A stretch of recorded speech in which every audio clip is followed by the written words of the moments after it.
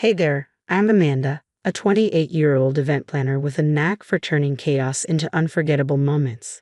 Right now, I'm standing in my office surrounded by mood boards and color swatches when my phone buzzes. It's Mom, calling yet again to discuss wedding cake flavors. Honey, are you sure you don't want to try the lavender lemon? It's unique, she says, her voice brimming with enthusiasm. I can't help but smile. Mom, you know John's allergic to lavender. Let's stick with classic vanilla, okay?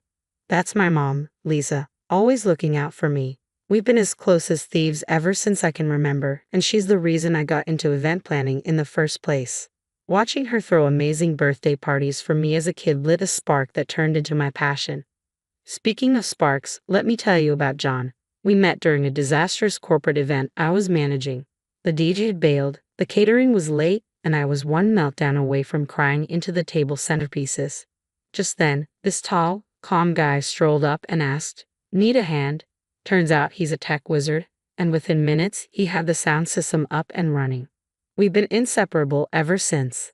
Now, we're planning our own big day, and I couldn't be more excited. But there's this nagging feeling I can't shake, and it's all tied to my grandmother, Catherine. Heading to see Catherine today. My best friend Megan asks over the phone, her voice crackling. Need me to come? I can run interference if she starts grilling you. Nah, it's just to drop off the wedding invite, I reply, trying to sound more confident than I feel. But as I pull up to Catherine's house, my cousin Stephen, who's fixing her porch swing, gives me a look that says, "You know what you're walking into." Inside, Catherine is holding court from her favorite armchair. "Amanda, dear, come closer," she beckons, and I hand her the invite, keeping my tone light. "Big day's coming up, Grandma. Wouldn't be complete without you there." Her eyes narrow as she takes the envelope. "Yes, I suppose it wouldn't. Have you considered wearing your hair up? It would show off your unique features."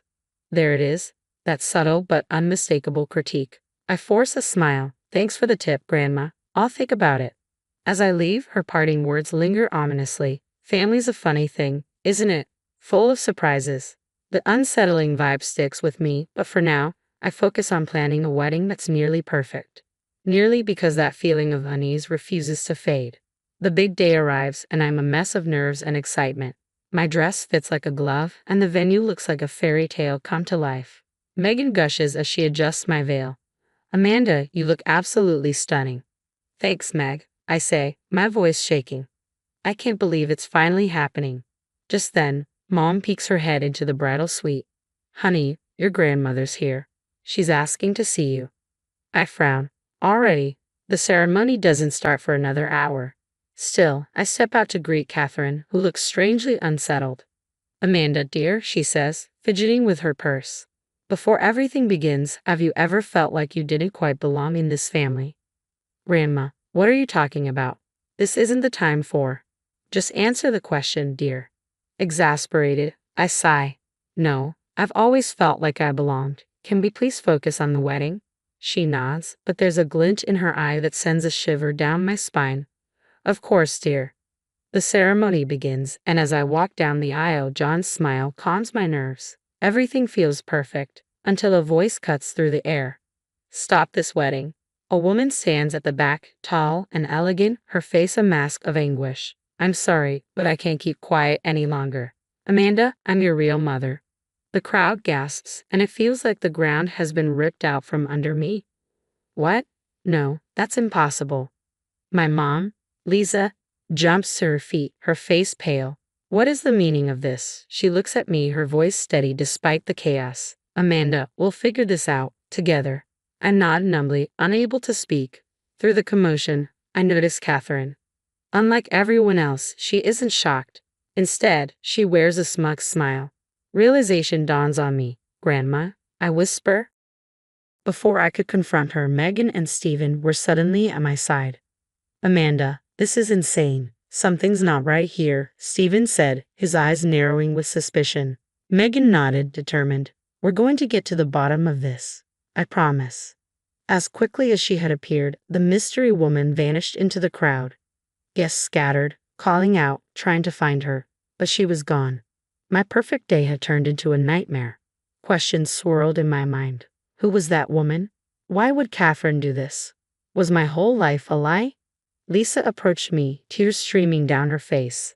Honey, I don't know what's happening, but you have to believe me. I'm your mother. I gave birth to you.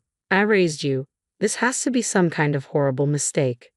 I need some air, I mumbled, pushing through the crowd. As I stumbled outside, I heard Catherine's voice behind me, soft but cutting. The truth always comes out, dear. Always. The days following the wedding disaster were a blur.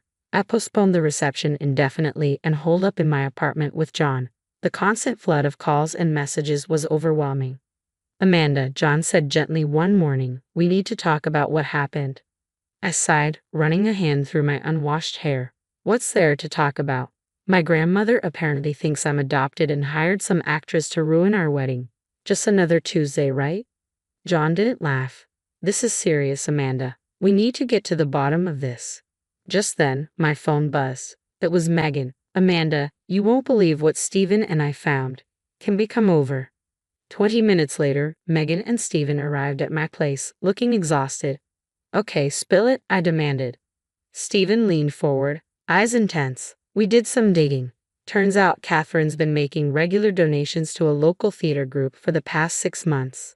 Megan jumped in, and get this, one payment from her account went to an actress named Claire. The amount and timing line up perfectly with the wedding fiasco. My head spun. Are you saying Catherine hired an actress to pretend to be my mother? But why? That's what we need to find out, John said, squeezing my hand. I knew what I had to do. I called Catherine and demanded she come over. When she arrived, her face was a mask of innocence. Grandma, we know about the actress. Why did you do this? Catherine's eyes hardened. I did what I had to do. You deserve to know the truth about your origins. What truth? There is no truth. You made this all up. Catherine shook her head. You were adopted, Amanda. I've always known. Just then, my mom burst into the room. That's enough, Catherine. I've kept quiet about your manipulations for years, but this ends now. What followed was a revelation that shattered my world. My mom, Lisa, unleashed years of pent-up frustration, detailing how Catherine had always tried to control and sabotage our lives. She's even gone as far as sabotaging your college application so you'd stay close to home, Lisa revealed, voice shaking. I felt like I was drowning. Is that true? I demanded. Catherine's silence was all the confirmation I needed. The next few days were a whirlwind.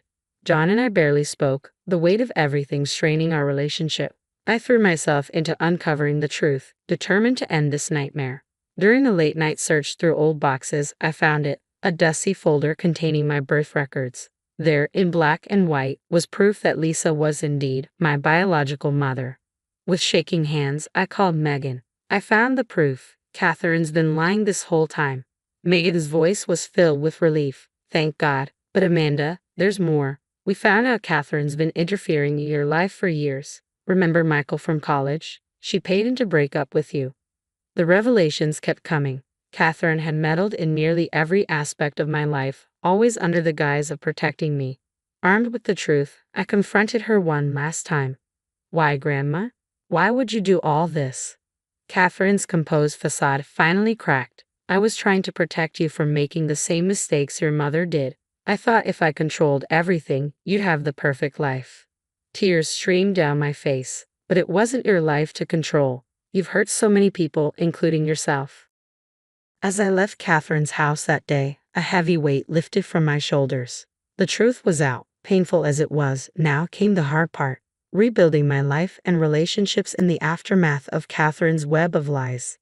I decided to call a family meeting, my heart pounding as everyone gathered in our living room. John squeezed my hand reassuringly as I stood to address the room. I've asked you all here because it's time for the truth to come out. I began, my voice trembling slightly. Catherine has been deceiving all of us for years. I laid out everything. The hired actress, the sabotaged college applications, the manipulated relationships. With each revelation, gasps and murmurs filled the room. Catherine, seated in the corner, finally spoke. Now, Amanda, you're blowing this out of proportion. I'd only ever wanted what was best for you. My Uncle Tom stood up, his face flushed with anger. Best for her. Catherine, you've been manipulating this family for decades. Remember when you convinced me Sarah was cheating? You nearly ruined my marriage. I took a deep breath and made my decision clear. I'm cutting all ties with Catherine. I'm filing for a restraining order, and I suggest you all consider your relationships with her carefully. Catherine's face twisted with rage. You ungrateful child. After everything I've done for you. That's enough, Mom, my father interrupted, his voice stern. Lisa and I are considering legal action for the emotional distress you've caused our family. 1 year later, I sat in my office admiring a photo of John and me on our wedding day. My event planning business was thriving, and our marriage was stronger than ever. My phone buzzed, and it was Stephen. Amanda, you're not going to believe this, he said. Catherine's been arrested for financial fraud. Looks like she was running a Ponzi scheme through her charity work.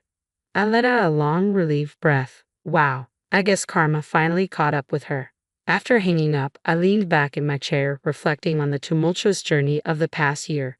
The pain Catherine caused was still there, a dull ache that might never fully heal, but I felt stronger, more resilient. I thought about the little girl I used to be, always seeking Catherine's approval, and I wished I could tell her that everything would be okay, that she would find the strength to break free from toxic influence and build a life filled with genuine love and trust.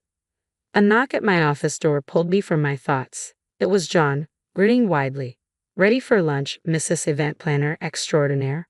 I smiled, grabbing my bag. As we walked out, hand in hand, I realized that despite everything, or perhaps because of it, I had never felt more like myself. The future stretched out before us, bright and full of possibility, free from the shadows of the past. The story of Amanda and Catherine's manipulations had come to an end. Now, I have a question for you. If you discovered a family member had been manipulating your life for years, would you cut ties completely or try to forgive them? What would it take for you to consider rebuilding that relationship? Share your thoughts in the comments below.